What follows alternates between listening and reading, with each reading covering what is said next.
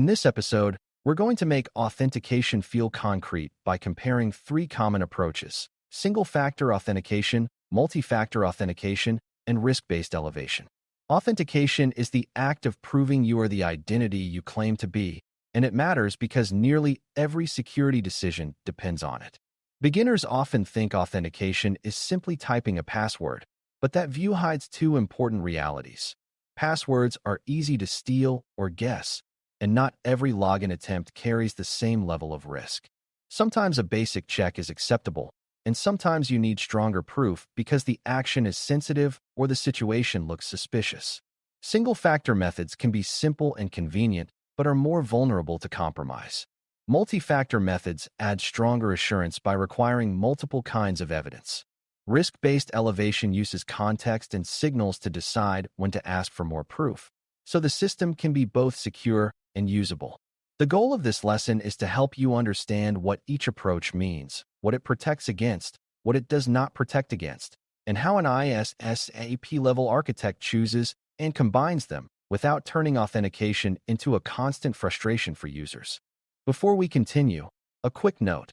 This audio course is a companion to our course companion books. The first book is about the exam and provides detailed information on how to pass it best. The second book is a Kindle-only ebook that contains 1,000 flashcards that can be used on your mobile device or Kindle. Check them both out at cyber.author.me in the Bare Metal Study Guide series. A clear way to understand single-factor authentication is to focus on what the factor is. A factor is a category of evidence used to prove identity, and common categories include something you know, something you have, and something you are. Single-factor authentication uses only one category, such as a password, a personal identification number, or a biometric scan. Single-factor can be implemented well, especially when combined with strong account protections, but it still has an inherent weakness. If the single factor is stolen, guessed, or bypassed, the attacker gets in. Passwords are the most familiar example, and their weakness is not that they are always bad, but that humans choose and reuse them in predictable ways, and attackers have many ways to capture them. Even biometrics used as a single factor can have limitations, because biometrics can sometimes be spoofed and cannot be changed easily if compromised. Single-factor approaches often rely heavily on detection and recovery controls, like monitoring for unusual logins and providing account recovery workflows, because the base proof is not very strong. Architects evaluate single-factor authentication by asking what the protected resources are, what threats are realistic, and what the organization can tolerate if an account is compromised. For beginners, the main takeaway is that single-factor is not automatically wrong, but it should be reserved for low-risk situations or paired with strong compensating controls.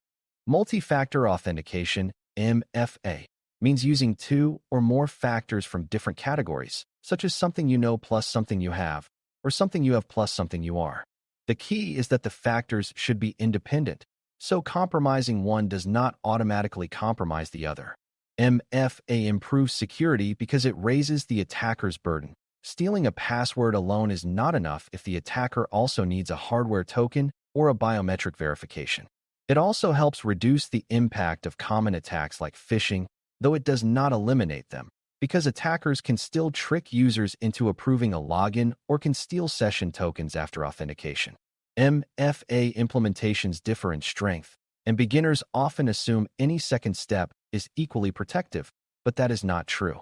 For example, a factor delivered through an insecure channel can be intercepted, and a factor that relies on the same device as the password may be less independent than it appears.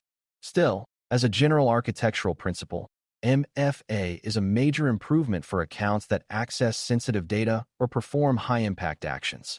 It is especially important for privileged accounts, because the harm from compromise is much larger. The main idea to carry forward is that MFA is about reducing reliance on a single secret, not about adding friction for its own sake. It also helps to understand what MFA does not solve, because this keeps your design realistic. MFA mainly protects the authentication step, meaning it helps ensure the person logging in is the legitimate account holder. It does not automatically protect against a device that is already compromised with malware that can capture data after login. It also does not guarantee that the person is acting with good intent, because insiders can still abuse access they legitimately have. Another limitation is that MFA can be bypassed if an attacker steals an already authenticated session, which can happen through certain kinds of malware or through session token theft. This is why architects treat authentication as one layer in a broader system that includes endpoint security, session management, and monitoring. For beginners, it is important to avoid the false comfort of thinking MFA means an account can never be compromised. Instead, you should think of MFA as reducing the most common and scalable attacks, especially credential theft and automated guessing. It is a powerful improvement, but it is not the full story. Risk-based elevation, sometimes called adaptive authentication, adds a different kind of intelligence to the system. Instead of always asking for the same level of proof, the system evaluates context to decide when to require stronger verification. Context can include signals like the device being used, the location, the time of day, the network characteristics, and behavior patterns. For example, a login from a known device at a normal time might be allowed with a simple method, while a login from a new device in an unusual location might trigger a request for additional proof. Risk-based elevation can also apply after login, such as when a user attempts a sensitive action like changing a password, accessing highly sensitive records, or initiating a financial transfer. The advantage is that you can maintain usability for normal low-risk activity while still adding security when the situation looks risky. The limitation is that risk signals are not perfect, and attackers can sometimes mimic normal behavior or exploit false negatives. Risk systems can also create user frustration if they produce too many false positives, such as when people travel or use new devices. Architects therefore design risk-based elevation with careful thresholds, fallback paths, and clear user experience, so security decisions remain understandable and do not push users into workarounds. To compare these approaches effectively, it helps to frame them as different answers to the same problem. How much confidence do you need for this identity at this moment? Single factor typically provides low to moderate confidence, depending on the factor and the environment. MFA provides higher confidence by requiring independent proofs, making credential theft alone less effective.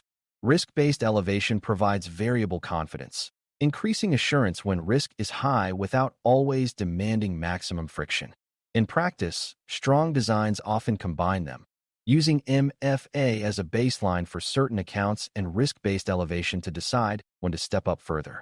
For instance, a system might require MFA for all users, but still request additional verification when an action is particularly sensitive or when signals indicate potential compromise. This layered approach is useful because it acknowledges that risk is not constant. It also supports the idea of least privilege and least friction. You apply stronger measures where the value and risk justify them. For beginners, the helpful mental model is that authentication should match the stakes, and the stakes can change from moment to moment. A common misconception is that single factor is always unacceptable, but there are scenarios where it can be reasonable when combined with other safeguards. For example, if a system provides only public or low sensitivity access and the impact of compromise is limited, single factor may be a practical choice. Another scenario is when a system is accessed only from tightly controlled devices and networks, though modern architecture tends to assume that internal networks can be compromised. Even in those cases, architects often prefer stronger methods for administrative access because privileged access is high value. Another misconception is that MFA always means a one-time code and a password, but MFA is a concept, not a specific method. The strength depends on independence, resistance to interception, and user behavior. Risk-based elevation can also be misunderstood as trusting the computer to decide, but good designs treat it as a decision aid that triggers stronger checks rather than replacing them. The key is that each approach has a purpose and a context where it fits best. Understanding fit is more valuable than memorizing examples. Session management is tightly linked to authentication approaches because what happens after login can undermine the best authentication method if it is neglected.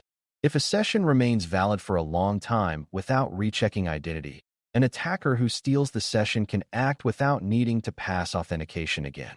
If reauthentication is triggered too often, users will be annoyed and may look for ways around security. Risk-based elevation can be applied here by asking for re-verification when a session performs sensitive actions or when the session context changes.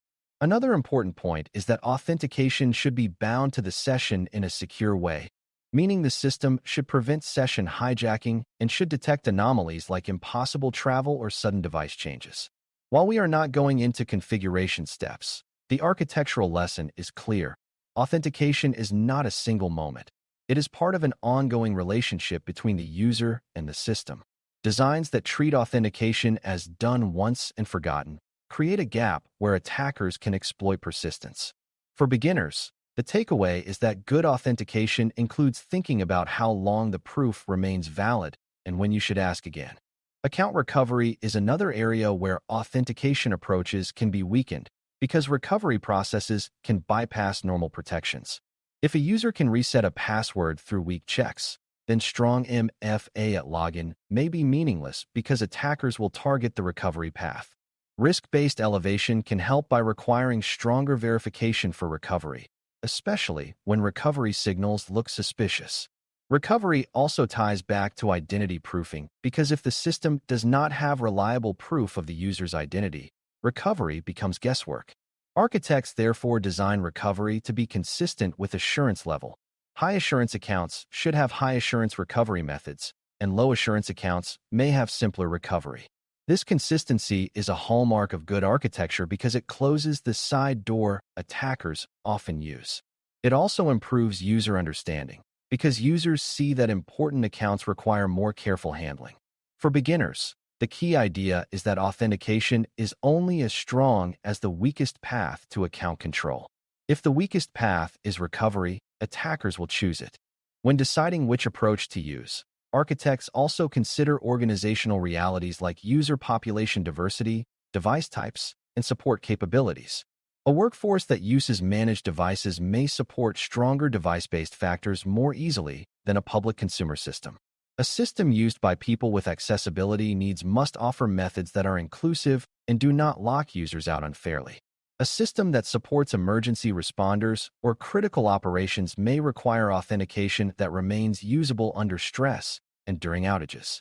Risk-based elevation must be tuned so it does not block legitimate urgent work while still catching suspicious behavior. Architects also consider the attack environment, such as whether phishing is a major threat, whether credential stuffing is common, or whether targeted attacks on executives are likely. These realities influence whether MFA is required for everyone, whether step-up checks are needed for privileged actions, and how conservative risk scoring should be. The goal is to create an authentication posture that users can follow reliably, because unreliable security leads to exceptions and workarounds. For beginners, it's helpful to see authentication as a design choice that must work for humans, not just for threat models.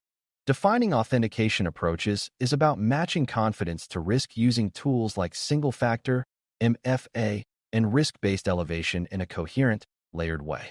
Single-factor can be acceptable for low-risk contexts, but becomes fragile as stakes rise because a single compromised factor can hand over the account. MFA raises assurance by requiring independent proof, reducing the effectiveness of common credential theft and guessing attacks, though it still needs strong session handling and recovery controls. Risk-based elevation adds adaptability by asking for more proof when context or actions indicate higher risk, helping balance security with usability. The best designs recognize that authentication is not a one-time event, but an ongoing control tied to sessions, sensitive actions, and account recovery. When you can explain how each approach works, what threats it addresses, what its limitations are, and how to combine approaches without creating chaos, you are demonstrating the architectural reasoning this certification expects. The main lesson is that authentication is a sliding scale of confidence, and a well-designed system uses the right level of proof at the right time to protect both users and the organization. Thanks for listening. For more audio courses, daily newsletters, and more, please visit baremetalcyber.com.